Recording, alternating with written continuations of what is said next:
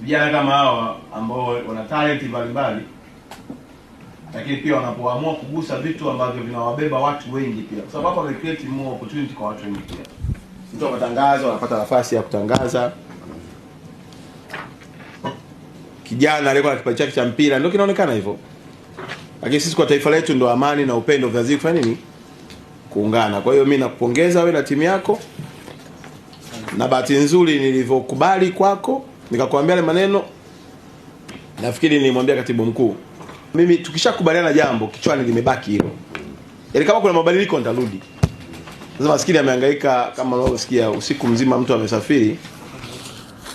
Yaani amehangaika kutafuta tiketi mpaka kufika hapa. Ni commitment hali ya juu sana.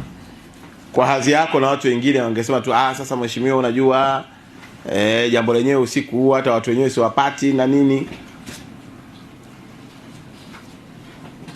Tuna accept proposal yako.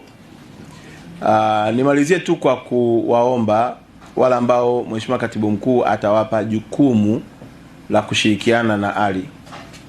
Ndugu zangu, huyu sio mfanyakazi wa serikali. Halipi mshahara na Daktari Samia, lakini anamwazia mema rais wetu.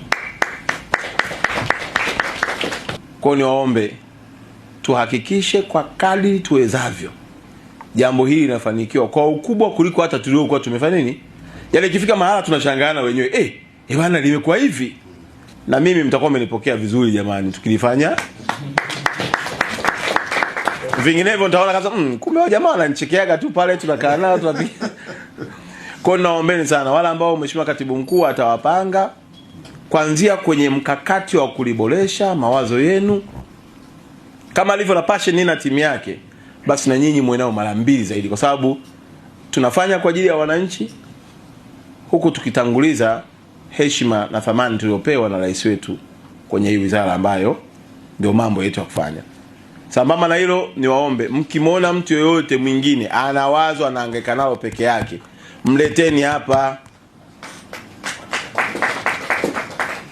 Tunaona jamani, hatuwezi mimi Makonda siwezi kuwa na akili ya kila kitu. Kwa tutambue watu aidha kwenye ngoma, kuna watu wengine wazuri tu upishi wa mavyakula ya utamaduni, yani tutambue watu kwenye maeneo wachoraji, tutambue maeneo kwenye maeneo tofauti tofauti. Afu tukishatambua wale watu tukawaleta. Sasa wewe fikirie hiki anachokifanya Ali kitakuja kwa kikubwa na itakuwa legacy ya nchi yetu, na itafika hatua itakuwa sio Ramadhani tu kapu kwa jina.